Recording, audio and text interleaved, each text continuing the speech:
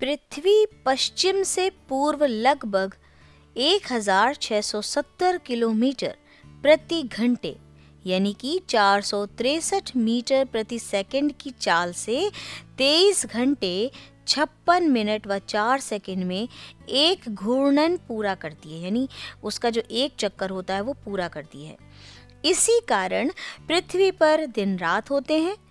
पूरे वर्ष विषुवत रेखा पर दिन व रातें समान होती हैं, क्योंकि विषुवत रेखा का सूर्य के सापेक्ष कोणीय झुकाव सदैव शून्य होता है। डियर व्यूवर्स, मैं शालिनी आप सभी का स्वागत करती हूँ आपके अपने शैक्षिक और इन्फॉर्मेटिव चैनल ज्ञान के मोती में। डियर व्यूवर्स, आज के वीडियो में हम करेंगे कक्षा 6 से भूगोल से संबंधित पाठ 4 का अध्ययन कार्य, जिसका शीर्षक है पृथ्वी की गतियां। तो आइए देर किस बात की है, बिना देर किए हम शुरू करते हैं पाठ का अध्ययन कार्य। प्यारे बच्चों, क्या आपको मालूम है कि जिस पृथ्वी पर बैठकर आप पढ़ रहे हैं या खेल रहे हैं, वह पृथ्वी लगातार घूम रही है और हमें इसका एहसास भी नहीं होता है। पृथ्वी घूमती कैसे है, चलिए आइए इसका पता करते हैं। हमारे सौर मंडल के सभी 8 ग्रह अपनी अक्ष पर यानी एक्सिस पर लट्टू की भांति घूमते हैं। आपने लट्टू तो देखा ही होगा ना, जो अपनी धुरी पर घूमता रहता है। वो घूमते घूमते सूर्य की भी परिक्रमा करते हैं। इसी प्रकार हमारी पृथ्वी भी अपनी धुरी पर घूमते हुए सूर्य के चारों ओर परिक्रमा करती है, अर्थात सूर्य की परिक्रमा करती है। आप भी एक लट्टू नचाकर देखिए वह कैसे नाचता है। अपने अनुभवों को कक्षा में अपने साथियों के साथ चर्चा जरूर कीजिए। पृथ्वी का अपनी धुरी पर घूमना यानी घूर्णन पृथ्वी का परिभ्रमण कहलाता है। इसी प्रकार पृथ्वी द्वारा अपनी कक्षा में सूर्य के चारों ओर परिक्रमा करना परिक्रमण कहलाता है। इसको हम रोटेशन और रेवोल्यूशन भी कहते हैं। इसको हम एक उदाहरण के तौर पर भी समझ सकते हैं। आप 2 बच्चे खड़े हो जाइए, एक बच्चा अपनी ही जगह पर घूमता रहे तो वो कहलाता है रोटेशन, और दूसरा बच्चा घूमते घूमते अपनी ही जगह में घूमते घूमते अगर दूसरे बच्चे के चारों ओर घूमता है, वो कहलाता है रेवोल्यूशन, यानी परिभ्रमण अपनी जगह पर घूमना और परिक्रमण अपनी जगह से दूसरे की किसी की चक्कर लगाना, गोला लगाना आदि। ये कहलाता है रेवोल्यूशन। पृथ्वी का अक्ष एक काल्पनिक रेखा है जो दोनों ध्रुवों से होकर जाता है। पृथ्वी इसी अक्ष के परितः यानी इसी अक्ष के ऊपर घूर्णन करती है। पृथ्वी का अक्ष उसके कक्षा तल पर बने लंब से 23.1/2 डिग्री झुका हुआ है। दूसरे शब्दों में पृथ्वी का अक्ष पृथ्वी के कक्षा तल से 66.1/2 डिग्री का कोण बनाता है। इस झुकाव को ही पृथ्वी के अक्ष का झुकाव यानी टिल्टेशन कहते हैं। इस अक्ष के उत्तरी सिरे पर उत्तरी ध्रुव और दक्षिणी सिरे पर दक्षिणी ध्रुव होता है। यदि आप किसी कॉर्क की बॉल को बीच से आधा काट देते हैं, इसी प्रकार पृथ्वी भी 2 हिस्सों में विभाजित है, जो कि भूमध्य रेखा के माध्यम से आधी आधी हो जाती है। अगर हम इसको आधा करके देखें तो ऊपरी ध्रुव जो होगा, ऊपरी हिस्सा होगा वो उत्तरी ध्रुव कहलाता है, और निचला हिस्सा जो है वो दक्षिणी ध्रुव कहलाता है। तो आइए चर्चा करते हैं पृथ्वी की दैनिक गति पर, यानी परिभ्रमण, रोटेशन। पृथ्वी पश्चिम से पूर्व दिशा में घूमते हुए 24 घंटे में एक घूर्णन पूरा करती है। घूर्णन की इस समय अवधि को एक पृथ्वी दिवस कहा जाता है, यानी अर्थ डे कहते हैं। यह पृथ्वी की दैनिक गति है, यानी दैनिक यानी रोज की गति है। इस गति के कारण ही दिन और रात होते हैं। सूर्य, चंद्रमा आदि आकाशीय पिंड पूर्व से पश्चिम यानी पृथ्वी के घूर्णन के विपरीत गति करते हुए दिखाई देते हैं। जैसे जिस प्रकार हम अगर यात्रा करते समय पूर्व की तरफ जा रहे हैं तो हमें बाकी की चीजें पश्चिम की तरफ जाते हुए दिखाई देंगी, जस्ट लाइक दैट। पृथ्वी पश्चिम से पूर्व की तरफ घूमती है तो इसी प्रकार जो आकाशीय पिंड हैं वो हमें पूर्व से पश्चिम की ओर जाते दिखाई देते हैं। पृथ्वी सूर्य से प्रकाश एवं ऊष्मा प्राप्त करती है। पृथ्वी का आकार लगभग गोल है, इसलिए एक समय में इसके आधे भाग में ही सूर्य का प्रकाश पड़ता है। सूर्य की ओर वाले भाग में दिन होता है तथा सूर्य के विपरीत यानी पीछे वाले भाग में रात होती है। पृथ्वी यानी ग्लोब पर जो वृत्त दिन तथा रात को विभाजित करता है उसे प्रकाश वृत्त या प्रदीप्ति वृत्त कहलाता है, कहते हैं सर्कल ऑफ इल्यूमिनेशन।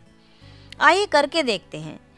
पृथ्वी के प्रतिरूप ग्लोब के सामने खड़े होकर उसे बाएं से दाएं घुमाएं। अगर आपके पास ग्लोब है तो उसे ऐसा करके देखिए। इस प्रकार ग्लोब पश्चिम दिशा से पूर्व दिशा की ओर गति करेगा। हमारी पृथ्वी भी इसी प्रकार घूर्णन करती है। इस कारण सूर्य, चंद्रमा आदि इसके विपरीत यानी पूर्व से पश्चिम दिशा में गति करते दिखाई देते हैं। पृथ्वी की घूर्णन गति का प्रभाव क्या पड़ता है? पृथ्वी की घूर्णन गति के कारण क्या होता है? क्रमशः दिन और रात होते हैं। सूर्य, चंद्रमा आदि आकाशीय पिंड पूर्व दिशा से पश्चिम दिशा की ओर गति करते हुए प्रतीत होते हैं। यह है घूर्णन गति का प्रभाव। पृथ्वी की वार्षिक गति किसे कहते हैं? देखिए, पृथ्वी की दैनिक गति हो गई परिभ्रमण, जो कि वो खुद ही रोटेट होती रहती है अपने अक्ष पर। लेकिन पृथ्वी की वार्षिक गति कहलाती है परिक्रमण, क्योंकि वह अपने अक्ष पर घूमते घूमते सूर्य का भी चक्कर लगाती है, जिसे उसे पूरा करने में पूरा एक वर्ष लगता है, जिसे हम वार्षिक गति कहते हैं। पृथ्वी अपने अक्ष पर एक दिन में ही घूम जाती है तो हम उसको कहते हैं दैनिक गति, और वो परिक्रमण होता है पूरे वर्ष भर में, इसलिए हम उसे कहते हैं वार्षिक गति। तो पृथ्वी अपनी धुरी पर घूमने के साथ साथ दीर्घवृत्ताकार कक्षा में सूर्य के चारों ओर परिक्रमा भी करती है। यह 365 सही 1/4 दिन यानी कि 365 दिन और 6 घंटे में सूर्य की एक परिक्रमा पूरी करती है। यही रीज़न है कि जो 6 घंटे 4 साल में वो लेती है, चौथे साल में लीप ईयर बन के वही एक दिन बढ़ जाता है, यानी चौथे वर्ष में 366 दिन हो जाते हैं, जिसे हम लीप वर्ष कहते हैं। इसीलिए 6 6 6 6 4 बार जो घंटे जुड़ते हैं वो पूरा एक दिन बनाते हैं, और लीप वर्ष में एक दिन जुड़ जाता है, 366 दिन हो जाते हैं। यह पृथ्वी की परिक्रमण गति कहलाती है। यह पृथ्वी की वार्षिक गति है। सामान्यतः एक वर्ष में 365 दिन होते हैं। प्रत्येक वर्ष के अतिरिक्त 6 घंटे हर चौथे वर्ष में एक अतिरिक्त दिन यानी 24 घंटे के रूप में जोड़ दिया जाता है। इसलिए यह चौथा वर्ष 366 दिन का होता है। इसे अधिवर्ष यानी लीप ईयर कहते हैं। अधिवर्ष में फरवरी माह 28 दिन के बजाय 29 दिन का होता है। भाई बहुत ख़राब है। 29 फरवरी को जो बच्चे पैदा होते हैं उनका जन्मदिन जो होता है हर चौथे साल में आता है। सोचिए, बहुत बुरी बात है भाई। उन्हें तो अपने जन्मदिन को वेट करने के लिए पूरे 4 साल इंतज़ार करना पड़ता है। हमें कभी गर्मी लगती है तथा कूलर तथा पंखे का सहारा लेना पड़ता है, और कभी भीषण ठंड में आग तापनी पड़ती है। कभी दिन सुहावने होते हैं तो कभी वर्षों से बचाव के लिए छतरी का प्रयोग करना पड़ता है। क्या आप सभी बच्चों ने ऐसा सोचा है कि ऐसा क्यों होता है कि कभी हमें बहुत ठंड लगती है, कभी हमें बहुत गर्मी लगती है, आदि आदि। तो चलिए जानते हैं कि ऐसा क्यों होता है। पृथ्वी सूर्य के चारों ओर दीर्घवृत्ताकार यानी इलिप्टिकल पथ पर परिक्रमा करती है, जिसे हम ओवल शेप कह सकते हैं। हम लोग को लगता है कि पृथ्वी सूर्य के चारों तरफ गोल गोल घूमती है, लेकिन वो गोल ना घूम के एक दीर्घवृत्ताकार बनाती है, यानी वृत्त तो करती है लेकिन वो ओवल शेप में होता है, लेकिन ओवल शेप भी थोड़ा ज़्यादा गहरा होता है। पृथ्वी के अपने अक्ष पर 23 सही 1/2 झुके होने और सूर्य के चारों ओर चक्कर लगाने के कारण ऋतु परिवर्तन होता है। सूर्य से पृथ्वी की औसत जो दूरी है वो लगभग 15 करोड़ किलोमीटर है, जो बदलती रहती है। 3 जनवरी को पृथ्वी सूर्य के सर्वाधिक निकट होती है। इस स्थिति को उपसौर कहते हैं। इसी प्रकार 4 जुलाई को पृथ्वी सूर्य से सर्वाधिक दूर होती है, तो इस स्थिति को अपसौर कहते हैं। आपने अनुभव किया होगा कि प्रातः एवं सायंकाल की तुलना में दोपहर में सूर्य के प्रकाश एवं ऊष्मा की तीव्रता अधिक होती है। दोपहर में सूर्य की जो किरणें होती हैं वो सीधी पड़ती हैं तथा प्रकाश कम क्षेत्र में फैलता है। आप कभी धूप में खड़े होकर देखिएगा, 12-1-2 बजे के बीच में आपको अपनी परछाई जो है बिल्कुल इतनी दिखाई पड़ेगी कि जहाँ आप खड़े हैं वहीं पर, यानी कि सूर्य का प्रकाश जो है, सूर्य की किरणें हैं बिल्कुल सीधी पड़ती हैं हमारे ऊपर, इसलिए प्रकाश की तीव्रता अधिक होती है। इसी प्रकार सुबह और शाम के समय में सूर्य की किरणें तिरछी पड़ती हैं तथा प्रकाश अधिक क्षेत्र में फैलता है, इसलिए इस समय प्रकाश की तीव्रता दोपहर की तुलना में कम होती है। इसे भी जानिए। सूर्य के प्रकाश एवं ऊष्मा के रूप में प्राप्त ऊर्जा को हम सूर्यातप कहते हैं।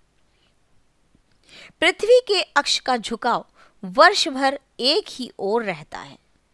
पृथ्वी के अक्ष के झुकाव और सूर्य के चारों ओर परिक्रमा करने के कारण ही ऋतु परिवर्तन यानी मौसम में चेंजिंग होती हैं। यदि पृथ्वी अपने अक्ष पर न झुकी होती तो परिक्रमण गति के बावजूद ऋतु परिवर्तन नहीं होता।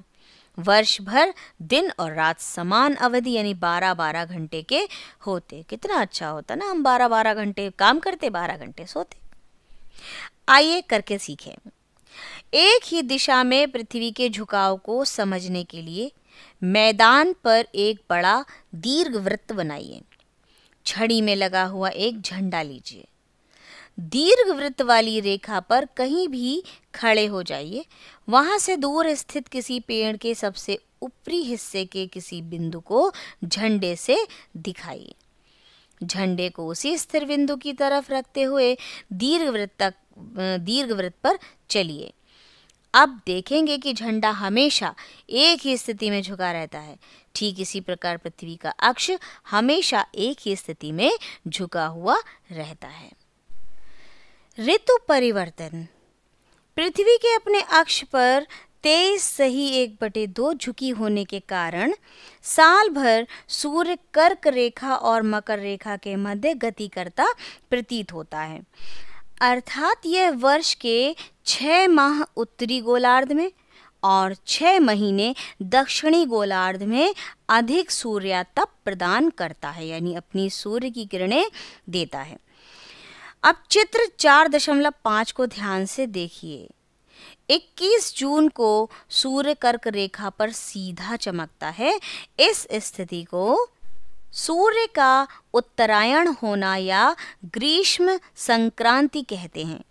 इस समय कर्क रेखा पर सर्वाधिक सूर्यातप प्राप्त होता है।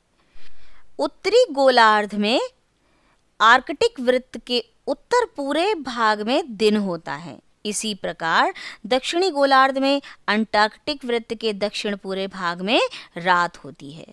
इस समय उत्तरी गोलार्ध में ग्रीष्म ऋतु तथा दक्षिणी गोलार्ध में शीत ऋतु होती है। इसके विपरीत, अब इसके उल्टा देखा जाए तो 22 दिसंबर को सूर्य मकर रेखा पर सीधा चमकता है। इस स्थिति को सूर्य का दक्षिणायन होना या मकर संक्रांति या शीत संक्रांति कहते हैं। इस समय मकर रेखा पर सर्वाधिक सूर्यातप प्राप्त होता है। दक्षिणी गोलार्ध में अंटार्कटिक वृत्त के दक्षिण पूरे भाग में दिन होता है तथा उत्तरी गोलार्ध में आर्कटिक वृत्त के उत्तर पूरे भाग में रात होती है। इस समय उत्तरी गोलार्ध में शीत ऋतु तथा दक्षिणी गोलार्ध में ग्रीष्म ऋतु यानी गर्मी के दिन होते हैं। 21 मार्च और 23 सितंबर को सूर्य भूमध्य रेखा पर सीधा चमकता है। इस समय ना तो उत्तरी ध्रुव और न ही दक्षिणी ध्रुव सूर्य की ओर झुका होता है। पूरी पृथ्वी पर इस समय दिन रात की अवधि समान होती है, यानी 12-12 घंटे की होती है। विषुवत रेखा पर यानी भूमध्य रेखा पर सर्वाधिक सूर्य तप प्राप्त होता है। इन तिथियों को विषुव कहते हैं। 21 मार्च को बसंत विषुव होता है। उत्तरी गोलार्ध में वसंत ऋतु एवं दक्षिणी गोलार्ध में शरद ऋतु होती है। इसी प्रकार 23 सितंबर को शरद विषुव होता है। उत्तरी गोलार्ध में शरद ऋतु तथा दक्षिणी गोलार्ध में वसंत ऋतु होती है। आइए इसे भी जानते हैं। 21 मार्च से 23 सितंबर के मध्य उत्तरी ध्रुव सूर्य की ओर झुका होता है। यह झुकाव 21 जून को अधिकतम होता है। इस अवधि में उत्तरी ध्रुव पर दिन तथा दक्षिणी ध्रुव पर रात होती है। इसी प्रकार 23 सितंबर से 21 मार्च के बीच में दक्षिणी ध्रुव सूर्य की ओर झुका होता है। यह झुकाव 22 दिसंबर को अधिकतम होता है। इस अवधि में दक्षिणी ध्रुव पर दिन तथा उत्तरी ध्रुव पर रात होती है। दिन तथा रात की अवधि। डियर व्यूवर्स, आपने अनुभव किया होगा कि गर्मियों के दिन लंबी अवधि के और रातें छोटी होती हैं। इसके विपरीत जाड़े के दिन छोटी अवधि के और रातें लंबी होती हैं। आइए जानते हैं ऐसा होता क्यों है। डियर स्टूडेंट्स, 21 जून की स्थिति में ग्लोब के प्रदीप्ति वृत्त को ध्यान से देखिए। हम जैसे जैसे भूमध्य रेखा से उत्तरी ध्रुव की ओर बढ़ते हैं, प्रकाश वृत्त अधिक समय क्षेत्र पर फैलता जाता है। इसलिए हम जैसे जैसे उत्तर की ओर बढ़ते हैं, दिन की अवधि लंबी और रातें छोटी होने लगती हैं। 22 दिसंबर को इसकी उलट स्थिति होती है। अब आप खुद बताएंगे कि 22 दिसंबर को कैसी स्थिति बनती है।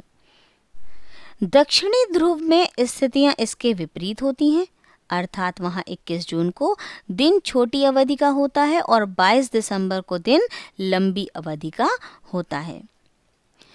पृथ्वी के ताप कटिबंध यानी जोन्स, जहाँ जहाँ जैसा जैसा ताप पड़ता है यानी सूर्य का प्रकाश पड़ता है, उनको हम कैटेगरीज में बांध देते हैं। उनको हमने कैटेगरीज का नाम दे दिया गया है, जोन्स बना दी गई हैं। कर्क रेखा और मकर रेखा के बीच सभी अक्षांशों पर मध्याह्न का सूर्य वर्ष में कम से कम एक बार ठीक सिर के ऊपर होता है। इसलिए यह सूर्य से सर्वाधिक सूर्य तप प्राप्त करता है। अतः इसे उष्ण कटिबंध यानी ट्रॉपिकल जोन कहते हैं। कर्क रेखा के उत्तर और मकर रेखा के दक्षिण में मध्याह्न का सूर्य कभी भी सिर के ठीक ऊपर नहीं होता है। ध्रुवों की ओर जाने पर सूर्य की किरणों का तिरछापन बढ़ता जाता है, जिससे उत्तरी गोलार्ध में कर्क रेखा और आर्कटिक वृत्त एवं दक्षिणी गोलार्ध में मकर रेखा और अंटार्कटिक वृत्त के बीच मध्यम तापमान रहता है। इसलिए इस क्षेत्र को शीतोष्ण कटिबंध यानी टेम्परेट जोन कहते हैं। यानी यहाँ पर सूर्य का प्रकाश कम मात्रा में पहुँचता है, तो यहाँ पर टेम्परेट जोन कहते हैं। उत्तरी गोलार्ध में आर्कटिक वृत्त के उत्तर और दक्षिणी गोलार्ध में अंटार्कटिक वृत्त के दक्षिण के क्षेत्रों में बहुत ठंड पड़ती है। आपके ज़्यादा ग्लेशियर्स यहीं पाए जाते हैं, दोनों ध्रुवों में।